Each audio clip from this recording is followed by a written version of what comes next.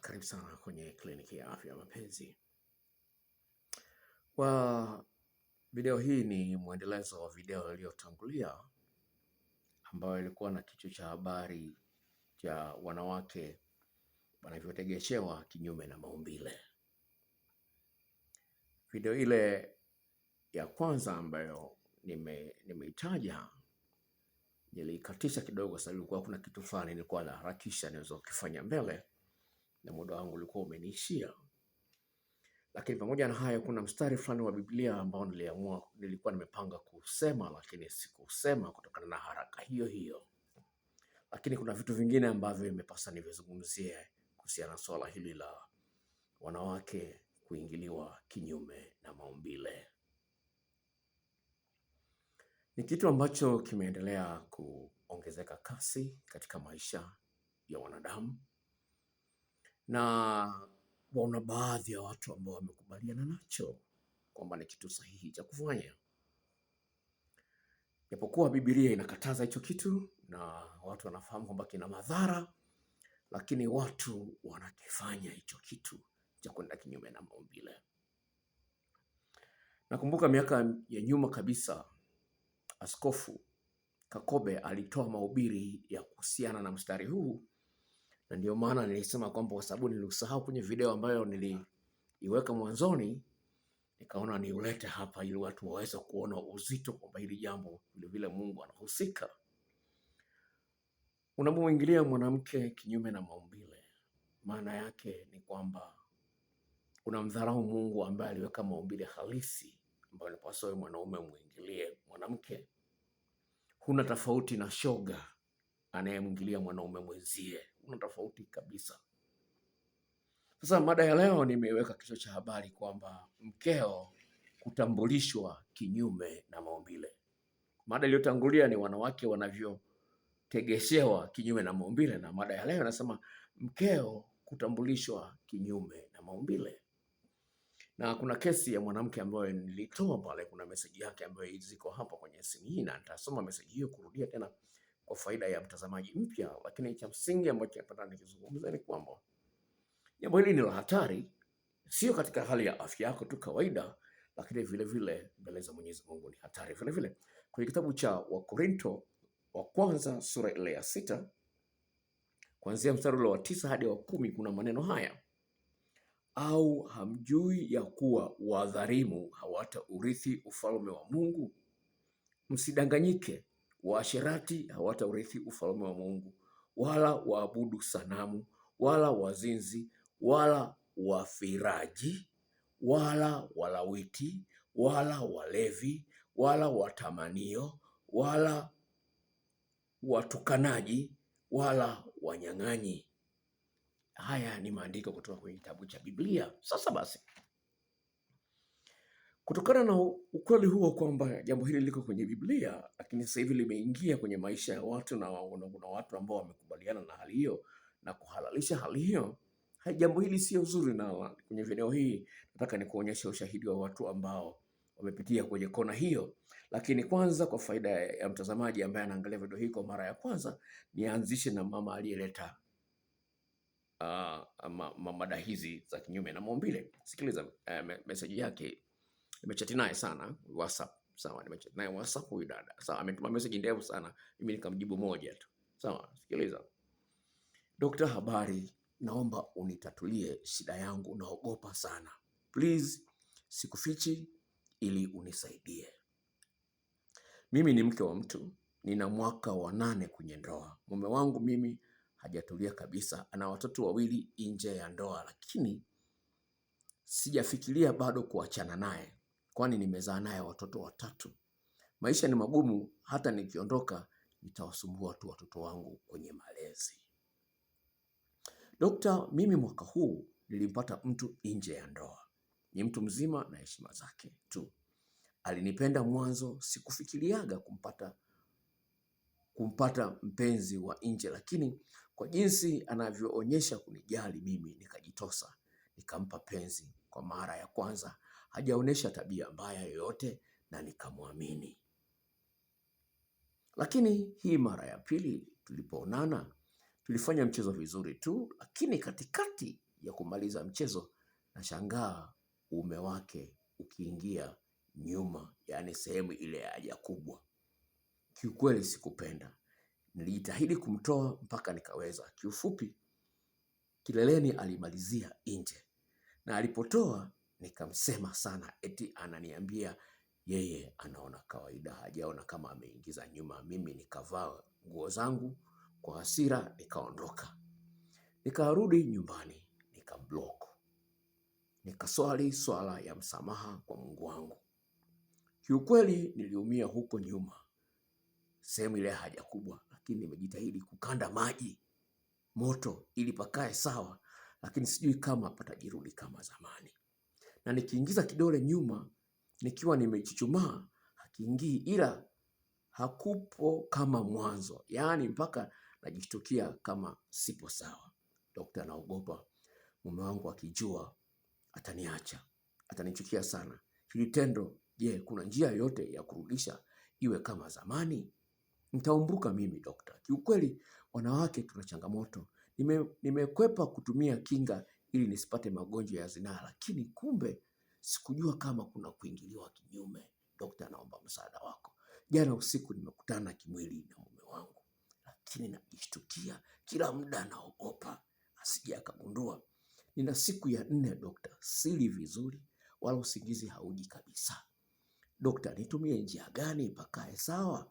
Mimi nikamjibu, pole sana dada, dawa ipo ya kubana maeneo kama hayo. Naweza nikakutumia kwa mabasi, nitakupa namba ya simu ya dereva, gharama yake ni shilingi 80 na itaweza kurudi vizuri kabisa. Inawezekana kabisa kupona, maana hujafanya kwa muda mrefu. Akasema ngoja nikishapata hiyo hela kesho nitavumilia kidogo, nitakutumia. Sasa hii ni kesi, hebu imagine huyu ni mke wako. Fikiria huyu ni mke wako. Wewe mwanaume unaniangalia. Fikiria huyu ni mke wako. Kama angekuwa ni mke wako, wewe ungejisikiaje? Kama nikwambia bwana huyu ni mke wako ndo ameleta message hii, wewe ungejisikiaje? Sasa napenda niambie hivi. Pale usipohangaika kuhakikisha mke wako anafika kileleni, yaani kwa maneno mengine ni kwamba kwanza una tatizo la kuwahi kumaliza, alafu kurudia inakuwa vigumu. Pili, hujui maeneo 17 ambayo mwanamke anayo katika mwili wake, na kila eneo lina ufundi wake ili uweze kumwandaa vizuri ili iwe rahisi kwa yeye kufika kileleni. Wataalamu wa sayansi waliofanya tafiti wanasema mwanamke anahitaji maandalizi ya wastani wa dakika 14.8 kabla ya kuingiliwa.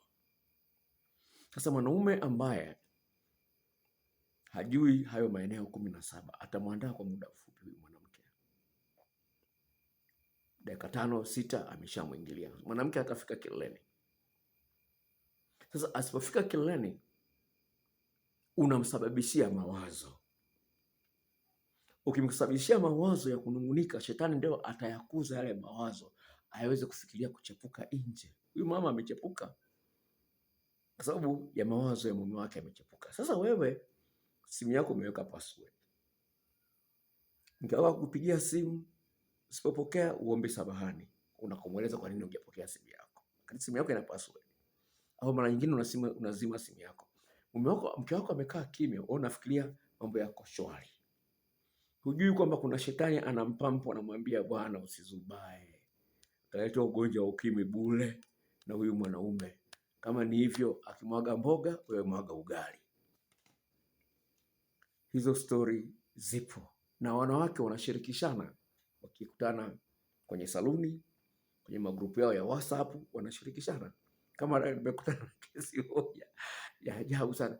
Sasa huyu kaka ana mchumba wake. Sasa alikuwa ameenda kwenye party. Walikuwa ameenda kwenye party kidogo, akalewa kidogo. Kumbe yule dada yule mpenzi wake wa kike kidogo alicheza kimapenzi na kijana fulani. Sasa huyu dada akawa na chati kwenye grupu la WhatsApp la mtu ambaye na wanawake wenzie. Sasa yule mwanamke ambaye kwenye hilo grupu hilo moja ni mtu ambaye anafahamu huyu mchumba wake mwanaume.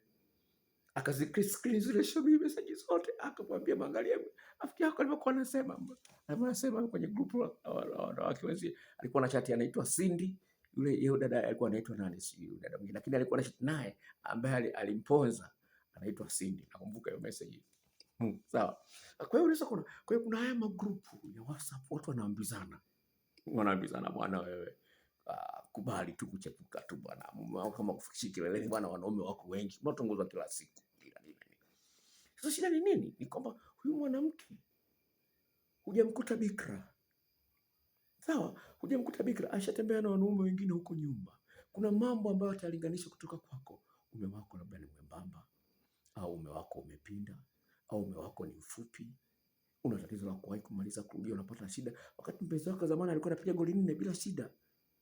Tati wewe goli 2 ni tatizo kubwa sana. Wewe unaona ni kawaida. Sasa mke wako atakapotambulishwa kinyume na maumbile, itakuletea shida sana kwenye ndoa yako. Nakupa story ambazo nimekutana nazo kwanza mimi mwenyewe. Nakupa story sawa? Sawa. Nakupa story za kweli. Nakupa story za kweli. Kuna mwingine na hivyo hivyo, kafundishwa kinyume na maumbile. Mume wake kaenda kwenye masomo, huku nyuma akapata injinia mchepuko, akafundisha kinyume na maumbile. Sasa haya mambo yapo. Kwa sababu kuna ile hali mtu anataka ajione kwamba na yeye anaweza kwenda na wakati, sawa? Yeye anaweza kwenda na wakati bwana, anisikiza kama vile kunyonya, sawa? Kunyonya mwanaume mume wake. Ni kitu ambacho kunyuma kilikuwa kidogo akieleweki sana. Lakini siku hizi kimekuwa kama ni kimetrend, wanasema Waswahili, kimetrend, kiko juu kwenye chati. Sasa shida ni kwamba, hebu fikiria kama hujui kumwandaa huyu mwanamke vizuri. Mwanamke kama nilivyozungumza na maneno 17, sawa? Na kila eneo lina ufundi wake na mbwembwe zake. Sasa hebu fikiria kama unafahamu manne tu, ukipewa mtihani wenye maswali 17, wewe ukajibu manne, utaweza kufaulu? Unaweza kufikiri. Sasa ni kweli unampa hela huyu mwanamke za kutosha, unafikiria kwamba hizi hela zitamzuia asichepuke. Na unasikiliza, na wewe unajisema kwamba unampa mwanamke hela kila siku milioni 1, unajiona mjanja. Na unasikiliza. Sawa, tunafikiria. Nikupe milioni 10, alafu nikwambie hivi, una masharti moja kwenye milioni 10. Kesho uamke ukalazwe kwa sababu umeingiliwa kinyume na maumbile, umechanika huko nyuma. Uko tayari kufanya hivyo? Milioni 10 unapewa, au milioni 100. Sawa, uko tayari kufanya hivyo kwamba nikupe milioni 100 ili uingiliwe kinyume na maumbile, lakini ukiingiliwa kinyume na maumbile utachanika huko nyuma. Ukichanika itakuwa vigumu sana kuzuia haja kubwa. Kwa hiyo unaweza kujinyea hata ndani ya basi, kwenye daladala. Konda imefika Buguruni. Wale wanataka kushuka na jinyea, mtu anajia. Kuna kesi nitakuletea iko hapa, mtu ambaye amejinyea. Sawa, nitakuletea. Sawa. Hebu fikiria. Kwa hiyo hela sio kila kitu. Lakini mwanamke anaweza kashawishika. Wewe mwanaume bahili. Sawa? Mwanaume bahili. Yaani unasubiri mwanamke akuombe hela. Ni kitu kibaya sana. Mimi mwenyewe sipendi mwanamke aniombe hela. Sipendi mwanamke aniombe hela. Kwa maana anaponiomba ninapokuwa sina najisikia vibaya. Kwa sipendi mwanamke, kwa hiyo nitajitahidi nikiwa nayo nimpe. Sipendi mwanamke ananiomba hela kwa sababu hiyo. Kwa sababu kuna pili ataniomba sina. Najisikia vibaya kwa sababu sina kama mwanaume. Sasa wewe ambaye ni ubahili, ukiomba tu shilingi 1000, ya nini? Ya nini? Wakati wenzio huko hawasubiri kuombwa, anarusha tu. Yeye bwana kale lunch. Hawasubiri kuombwa. Lakini wewe akiomba tu hela kidogo tu, hata kama ni anataka ya saluni, maneno mengi unampa, baada ya kumsemanga simanga sana, unampa hela. Sasa wewe unaona mambo yako shwari. Sasa atatambulishwa kinyume na maumbile, ambayo itakuletea shida sana katika mahusiano yako. Naomba unisikilize. Dokta, sikupenda kuingiliwa kinyume na maumbile, lakini boyfriend wangu alikuwa anatamani sana tufanye hivyo. Nikamkubalia. Alivyoingiza nikajisikia vibaya, nikasikia maumivu. Lakini nilivumilia mpaka tukamaliza. Nikisema kwamba kila kitu kinahitaji mazoezi. Lakini dokta, siku hiyo naendesha gari naenda ofisini kwangu, nikijikuta nimejinyea ndani ya gari. Toka siku hiyo sikukubaliana tena kufanya naye kinyume na maumbile, na sitataka tena. Maumivu baada ya kuingiliwa kinyume na maumbile ni mabaya sana, yanazidi zaidi ya masaa 24. Dokta, hicho kitu sitaki tena. Unaweza kuona nakupa story ni ya kweli. Mwingine akasemaje? Akasema, dokta, kwa kweli inatisha hiyo hali ya kuingiliwa kinyume na maumbile. Baada ya kuingiliwa alafu unaenda bafuni. Ukienda bafuni unajikuta kwamba sehemu ile ya nyuma imekaa vibaya. Lakini mara nyingine inatokea kwamba unapata shida sana kujizuia unapokuwa umebanwa na haja kubwa. Dokta, mimi siwezi kurudia kitu kama hicho. Never. Nilifanya hivyo tu kwa udadisi kutaka kujua inakuwaje kuingiliwa kinyume na maumbile. Nimefanya hivyo na wanaume 2 na mara zote nijikuta najisikia vibaya sana. Yule mwanamke wa pili. Sikiliza, huyu mwanamke ambaye amekubaliana na hiyo hali. Sikiliza, dokta, mimi nilikuwa ndani ya ndoa miaka 25. Nina story nyingi ambazo sio nzuri katika mahusiano yetu, lakini nyingine zinachekesha, nyingine zinadhalilisha. Sitatoa maelezo mengi sana, lakini mara moja najikumbuka nilishawahi kujinyea. Nilishtuka sana, nikataka kujificha, lakini bahati nzuri mume wangu akanibembeleza, akaniambia it's okay, hakuna shida yoyote, tukaendelea. Lakini dokta, naomba uambie watu, hii hali sio nzuri, ina hatari zake nyingi, watu tu hawazijui, wanafuata tu mkumbo. Lingine ambalo lipo ambalo naliona, waambie katika group letu tumekuwa tunajadili. Mara nyingine tunajikuta kwamba mwanaume akitoa lile dudu lake linakuwa lina mavi. Anasema hivi, ni kama vile mtu kuogelea baharini. Unapoogelea baharini utakutana na samaki, sawa, lakini mara nyingine unaweza kukutana samaki mbaya kama papa akakula. Kwa hiyo wanawake wanaotaka kukubali kuingiliwa kinyume na maumbile wajue wanaingia kwenye bahari wakikutana na papa, shauri lao. Unaweza kuona hiyo ni story nyingine. Sawa. Mwingine akasema, dokta, mimi hilo jambo silitaki. Nilishawahi kufanya mara moja. Yaani unajisikia kama vile unataka kunya wakati ile dudu linapokuwa liko ndani. Unajisikia kama vile unataka kunya. Muda wote anapokuwa yuko ndani, unajisikia kama vile unataka kunya. Dokta, sitarudia tena. Maana yake ninavyojua mimi, hii sehemu ya kinyume na maumbile ilivyoumbwa na Mwenyezi Mungu ni ya kutoa tu. Siku zote kazi yake ni kutoa. Sasa inapokuwa inaingiziwa kitu, lazima ipate shida. Haleluya. Sasa mwingine akasemaje? Akasema, dokta, sikuipenda kabisa hii. Yaani nilikuwa najisikia tu vibaya kuingiliwa kinyume na maumbile. Nilifanya hivyo kumfurahisha mume wangu, lakini sasa hivi tumeachana. Siwezi nikarudia tena na mwanaume yoyote. Sawa. Kwa haya ni mambo ya sasa. Mwingine akasema, dokta, ina maumivu na naichukia, sitajaribu tena. Sawa. Kabla hujaniuliza swali lingine, sijui tutumia mafuta au ndio utaumia wala nini, haya yote mimi nimeshawahi kutumia. Lakini baada ya kuingiliwa na mwanaume kumaliza, nilianza kulia tu. Imenitokea mara 2. Mara nyingine mpaka damu zilitoka. Dokta, hicho kitu mimi sikitamani tena. Sasa nikuletee vichekesho sasa.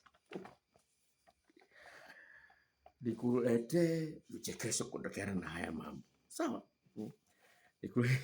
Haya, sikiliza. Dokta anasema, huyu ni mwanaume anasema, dokta, hii hali unapoamua kutembea na mwanamke kinyume na maumbile, tarajia zitakuwepo ajali. Tarajia zitakuwepo ajali. Mara moja wakati nafanya mapenzi na mwanamke mkao ule wa choma mboga. Sawa, moja bwana afanya choma mboga. Sasa baada ya kumaliza, huyu dada akawa amesimama mwishoni mwa kitanda. Sasa akainua mguu wake juu. Sasa alipoinua mguu wake juu, akajifuta kitu kwenye mguu, akajifuta, yani kama vile mtu umekanyaga Big G. Sawa, umekanyaga Big G. Sasa akafikiria kwamba amekanyaga Big G kama vile Big G. Akainua mguu ili atoe kwenye unyayo, atoe Big G iliyokuwa imenata huko, ndo mawazo yake kwamba ilikuwa ni Big G. Sawa. Alipotaka kushika hivi, akakuta alipokuta akaona mbona kuna kitu cha brown, kuna kitu cha rangi ya kahawia. Sawa? Akasema, akaniuliza, "Hivi wewe kwenye hii carpet yako ulikuwa umeangusha chocolate?" Chocolate na rangi ya kahawia kahawia. Ulikuwa umeangusha chocolate? Nikamwambia, "Hapana, sijawahi kula chocolate humu ndani kwenye chumbani." Dokta aliniangalia mimi, alafu akaishika akanusa. Dokta, nikauona uso wake ukabadilika ghafla. Siwezi nikakueleza. Nachokumbuka dokta alianza kulia. Unaona hiyo? Unaona alianza kulia. Sawa? Alikuwa hajui matokeo yatakuwaje. Sasa nikuletea nyingine. Huyu ni anasema hivi, "Dokta, kila unapofanya kinyume na maumbile, lazima uume utatoka na mavi.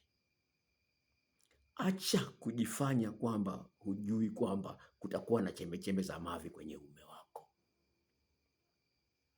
Lazima kutakuwepo na vichembechembe vya mavi. Watu tu wanafanya tu hivyo kutokana na ujinga wangu na ujinga wao. Kila mmoja anajiona kwamba yeye ni msafi, lakini wengi wanaoingia kwenye mtindo huo ni wachafu." Huyu ni mwanaume ametuma message hiyo. Mwingine anasemaje? Anasema hivi, "Dokta, hiyo imetokea na mimi pia. Nilisikia harufu ya choo, yani ya mavi mavi. Nikafikiri labda ni mume wangu ndo amejamba. Na nikaanza kulalamika, kwa nini wewe umejamba bwana?" Mume wangu akaangalia kwenye uume wake, akakuta kuna vichembe vya mavi. Akapiga kelele, akaenda bafuni kujiosha. Wote tulianza kucheka. Unaweza kuona wamehalalisha mpaka wanaona kwamba ni kitu cha kuchekesha. Huyu ni mume na mke wako ndani ya ndoa. Sasa hebu fikiria huyu mwanaume achepuke na mke wako. Si atamfundisha, alimfundisha mke wake. Una usalama kwenye hiyo ndoa tena. Hebu fikiria huyu ni mwanaume huyu na huyu dada anazungumza hivi. Yuko ndani ya ndoa na wanakwenda kinyume na maumbile. Sawa? Sasa fikiria mume wako huyu mwanaume amchepushe mke wako. Itakuwaje? Sikiliza nyingine hapa. Asa mimi siwezi nikashangaa kuona watu eti wanashtuka wanapokuwa wamekuta uume una mavi aina fulani. Hiyo inatokea mara nyingi sana. Mimi mwenyewe ishanitokea. Ilipasa nikimbie bafuni haraka sana. Haya, mwingine anasema kwamba imenitokea kwangu mara chache. Sikujali sana, lakini yeye alipokimbilia bafuni na aliporudi alisema, "Sitafanya hivi tena." No. Kama unacheza na matope, lazima utarajie utakutana na uchafu. Sasa haya mambo ni mambo ambayo nimekuletea uweze kuona kwamba hii hali sio nzuri. Kama ukiangalia video ya kwanza inahusiana na hali kama hiyo, ni jambo ambalo linapaswa liepukike. Lakini kikubwa ambacho nimekizungumza kwenye video iliyotangulia ni hiki. Ni kwamba asilimia kubwa ya wanaume wanapitia mchezo wa kujichua. Sasa mwanaume aliyejichua ni kwamba anahitaji msuguano mwingi sana. Sasa mwanamume anapokuwa anaingia kinyume na maumbile, uume wake unakuwa umebanwa 100%. Yaani kwa mfano kama katikati hapa yaani unakuwa umebanwa vizuri. Sawa? Kitu chochote hapo yachukue hapa mshumaa. Unaona? Chukua kama huu hapa ni uume, sawa? Unaona? Kwa hiyo anapokuwa ameingia kinyume na maumbile unakuwa umebanwa vizuri. Kwa hiyo anapofanya chiki anapata msuguano mwingi, alafu anapizi kwa mshindo mkubwa sana. Sasa iwapo wewe mume wako anafika kileleni, hapigi makelele, hana mguno, hana mashamshamu yoyote ya kuonyesha kwamba amefika kileleni kwa mshindo. Sasa akifikiria zamani akati anafanya punyeto alikuwa anasikia mpaka anapiga anapata raha ya kiwango cha juu sana. Atajaribiwa kuingia kinyume na maumbile. Sasa akishaanza huko itakuletea shida ndani ya ndoa mwanamke. Kwa hiyo mwanamke lazima uwe na mambo mengi. Kuna njia ya kumsaidia mwanaume apate msuguano mwingi inaitwa pompaya. jinsi ya kufinya uume kwa kutumia uke wako, na video 63 kwa ajili ya wanawake na video 51 kwa ajili ya wanaume. Zote hizo 63 unazipata kwa gharama ya shilingi 10,000 na kutumia kwa njia ya email. Maelekezo nakuwekea hapo chini. Kwa lazima ujue mbinu mbalimbali za kufanya ili mwenzio apate raha ya kiwango cha juu, asitamani nje. Ukiwa ni mwanaume vile vile, ili uepushe mke wako asije akafirwa, akatambulishwa huko. Kuna wengine wanafurahia hiyo. Na kesi kutoka Shinyanga. Kwa Shinyanga, huyu mama ananiambia mwanzoni mume wake alipokuwa anataka alikuwa anachukia, sasa hivi amefurahia. Hasa anachouliza, je, kuna madhara?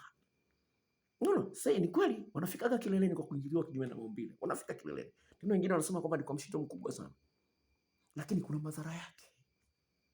Inaitwa anal incontinence. Yaani mtu akishikwa na haja kubwa, anashindwa kujizuia, anajishika na tu amesha jinyea. Sasa hiyo sio nzuri. Haya, mwanaume mwingine huwa ananipigia simu, ananiambia daktari, nikwaje?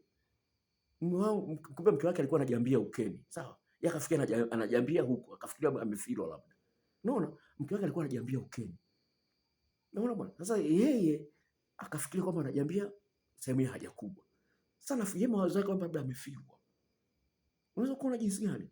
Kwa hiyo kwa maana nyingine kwamba wewe upendi mke wako afilwe, lakini utafuti njia za kumsaidia mke wako atulie na wewe. Unaweza kuwahi kumaliza ungeshughulikia. Kumwandaa mwanamke hujui. Alafu nafikiria mke wako atatulia. Wewe, ulimwengu umebadilika. Ulimwengu umebadilika. Kwa hiyo basi, umuhimu ni kutafuta shule ya muhimu sana ambayo nilipatia hapa kwa ajili ya video mbalimbali ambazo zitakusaidia. Na kama unaangalia video hii kwa mara ya kwanza, tafadhali jisajili, subscribe, bofya subscribe, alafu tutokea kengele, bofya ile kengele, alafu click na ile all ili kila nitakapoweka video nyingine upate taarifa haraka sana. Bye bye.